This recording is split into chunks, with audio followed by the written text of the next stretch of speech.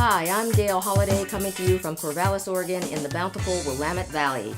Welcome to my show, Valley Views, a forum for sharing relevant topics relating to people and issues in the Willamette region.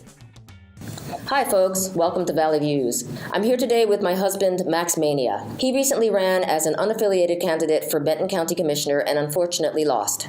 I operated as his campaign manager. Since the fool got into the White House, there's been a push for more grassroots political action. But few actually put their bodies, reputation, and lives on the line by running for office. It's not easy. In fact, it's downright brutal. Years ago, Max was successful in his bid for Port Angeles City Council, Clallam County, Washington.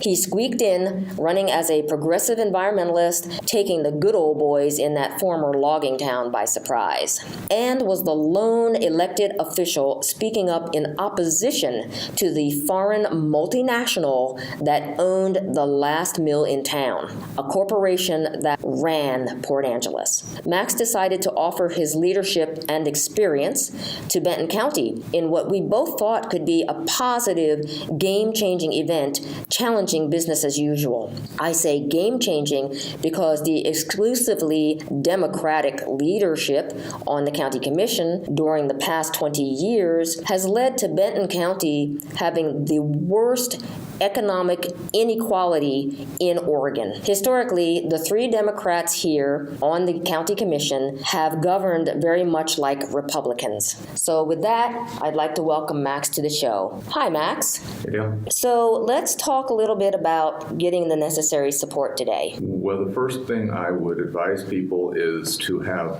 redundancy built in. You're going to have people who, they seem like they'd be natural allies or supporters. They may even tell you that they are, and they will fade away. They will drop off. They will go rogue on you, if you will, go back to the Democrats, whatever. Meanwhile, people who you didn't expect are going to step up, take sort of leadership roles within the campaign and help you out. But again, if you've got a core group of 5 or 6 people and you think, hey, we can do this, remember that some of those people are going to peel away. You're going to want to have, you really do need to gather just as many people as you can that you can trust, because it's a war of attrition amongst other things. Well, I know for one thing, there were a lot of Bernie supporters. Right. The Benton County was a big Bernie county. It supported Bernie heavily. I got the endorsement of both the local Bernie Sanders affiliated groups, the Our Revolution group, the local Democratic Socialists, and then they officially endorsed me, had people involved in the campaign, but as the campaign rolled along, as the election got closer, a lot of them just sort of got wiggly and defected back to the Democratic Party. They lost their nerve. They lost their nerve. So you recommend that people gather these allies. So what does that look like? I mean, how did you spend your time campaigning? Well, in my case, again, having held public office, I was the only candidate running who had municipal governing experience, municipal budgeting experience, so I had the skill set and experience going into this. I had a very public record of standing up for the environment against a multinational corporation at great personal cost, as you know. So the environment was the centerpiece of my campaign. It's very important who I am. I looked to the environmental community. I've been involved with the arts my whole life, so the arts community, the queer community, the trans community. So you look for natural allies and try and play to your strengths while also speaking to everyone. That's part of what I like about being an independent, because on one hand, yes, I'm this tree-hugging liberal, sure, but I'm also the fiscal conservative. I mean, that was part of what, when I was on the city council in Washington, was this strange role I filled for people where after about a year on the council, all these Republicans who had opposed me, some of them started coming up to me and thanking me because I was the lone voice of fiscal sanity on that council. I was the only one voting against all these staff-driven boondoggle projects that were wasting millions of dollars worth of money. So it wasn't as simple as we try and make it in this country, and that's part of the poison of the two-party system. It's a one or two system, A or B, black or white, up or down. And none of us are that simple. And in this case, I was, because I was the first to file, because I was the most organized candidate, because I was the most energetic candidate, because I was the one that was hitting the ground running, I was able to do things a lot of independent candidates can't.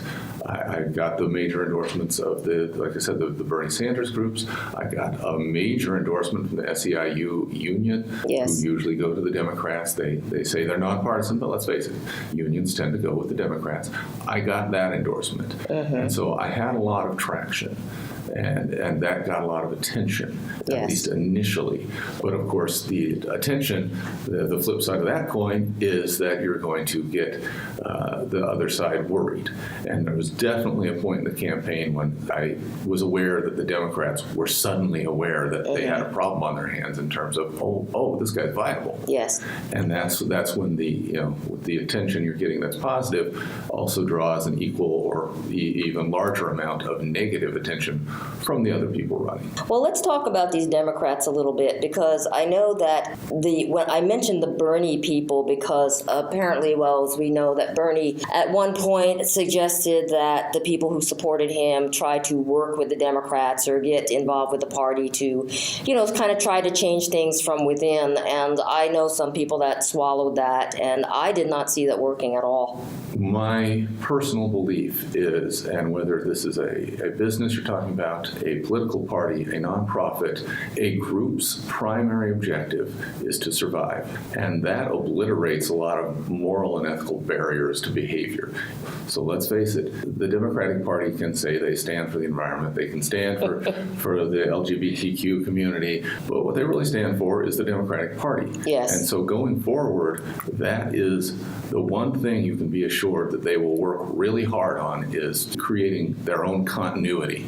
I was in this unique position of a unique and unpleasant position of being the most progressive candidate in the race, the only one with the experience, the one with the public record of standing up for all these progressive causes, being attacked by the Democratic Party and progressives. Yes, and we both know what that feels like. Yeah. I mean, so I tell people, one thing I appreciate about the people on the right is when they come at you from the front. But all the knife wounds I've got in my back are from people who, at one point, I would have called friends, allies, comrades, whatever you want to say it. But these were people who we were, in theory, fighting for the same thing. But if you're in the way of their survival, I mean, I was running. I was right up front about it. I was like, I'm better than the Democrats. If you believe in the things the Democrats say they stand for, I'm a better candidate for you.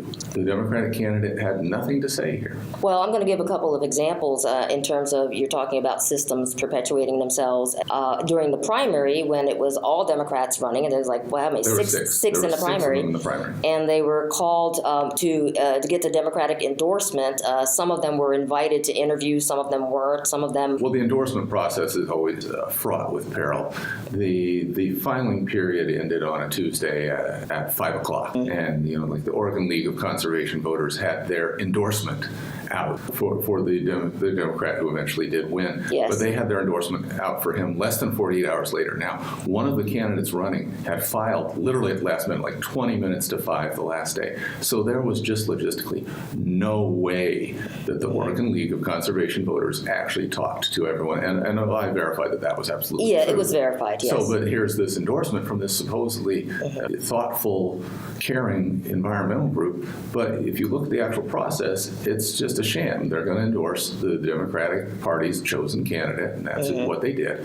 And you just look at the timeline. It's very naked. And that same candidate, Pat Malone, did lean on the SEIU people when he found out that they were considering you for endorsement. He just wanted the endorsement. Well, I was invited to interview. I was willing to go down to Eugene to be interviewed for the endorsement. He was not. This is the Democratic candidate who just expected to be handed that endorsement, but he wouldn't even be interviewed. He wouldn't sit for an interview. And that there were many examples of that where there were groups that had sent out questionnaires. I was the only one that answered. There would be groups that would be offering an endorsement. I would engage them in their process, and the Democrat would just expect it to be handed to them. There was also another Democrat that ran in the primary that was interviewed in Salem, apparently, and was ambushed. The first question she was asked, this was in terms of getting endorsement, was, so how much money are you prepared to raise for the party? Well, right. So you had, again, this was during the primary process, one of the, just 2 or 3 of the 6 candidates who the Oregon League of Conservation Voters actually did talk to, apparently. But here, first question of this candidate, you're here to talk to these conservation people, right? You're supposed to be talking about the environment in theory, things like that. Right. And the first question was, how much money are you going to raise for the Democratic Party? That seems sort of beside the point in that context. But that's how it works. I was happy to get the endorsements. I did. I'm not going to lie about that. I worked hard to get them, and they meant something to me. But a lot of endorsements, you're asking voters to be thoughtful, and that's a tough thing. Voters, it's this weird conundrum, because voters are trying to elect someone who they would say they want them to be thoughtful and reasonable and informed, but voting itself is a very emotional act. People don't approach it from a rational, reasoned, informed perspective. In many cases, they are making a last-minute decision. They're just voting a party line. They get panicky. It's the day before the ballots are due, and they haven't even read an article or looked at the voter's guide. And so then suddenly this last-minute rush to make a decision, which again tends to sort people into their pre-existing party affiliation. Yes. So it's tough. You're running, and I am, as an introvert, as someone who is very focused on the issues and facts, I was running like it was a business proposition, in a sense. I'm putting, here's my product, me, my skills, my experience, my priorities out. But the voters, it's kind of like a first date, and it's an emotional experience, and they want to be romanced and wooed, but not so much that it seems fake. And so it's a very delicate balance, and it's tough. When you pair that tough task with the inherent advantages built into the system for the 2 parties, the Republicans and the Democrats, who traditionally have dominated our American politics. It's a challenging road. Well, there's no doubt you challenged the status quo here, and the 3 Democrats that sit on the commission currently. I mean, I saw behavior that I thought was unusual. Yeah, I mean, for me, I personally don't think it's proper or appropriate for people to try and endorse the person that's going to replace them. I think that's and they did that. That's tacky. They very much did that. There's a lot here. I mean, that's why I stepped up to run, because there's a lot that's wrong here. People, when we moved here, people got to know me, found out about my political background, and said, hey, take a look at the county, to consider getting involved, because we're this supposedly progressive county here in Benton County, but it's run by 3 sort of Republicans. We're in this lawsuit that could bankrupt the state with a bunch of Republican counties. Yes. We're cutting funding for social services. Transparency here is terrible. Yes, and when you say the lawsuit, I'll just quickly say it's a timber lawsuit. We don't have time to go into it right but we joined now. with a bunch of Republican counties to sue the state of Oregon for $1.5 billion.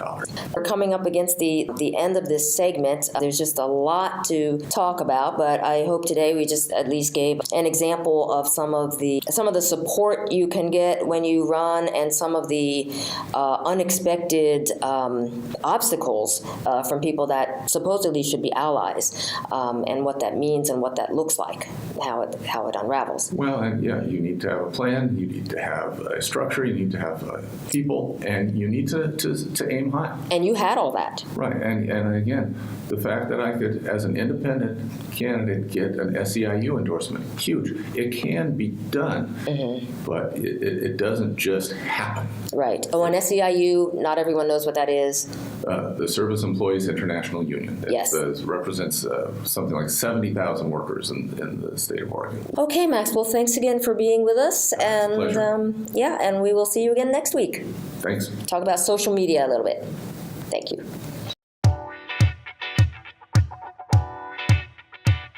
You've been listening to Valley Views. I'm your host, Dale Holliday, and I'd love to hear from you. Comments, questions, ideas for future topics, or other matters you would like explored. Email me at valleyviews@kboo.org. That's VALLEYVIEWS@kboo.org. Special thanks to Chad Howard from Corvallis Access Media for his technical assistance and support. I look forward to being with you again next time. And remember, as Doctor Who once said, I'm not in charge, but I'm full of ideas. Bye!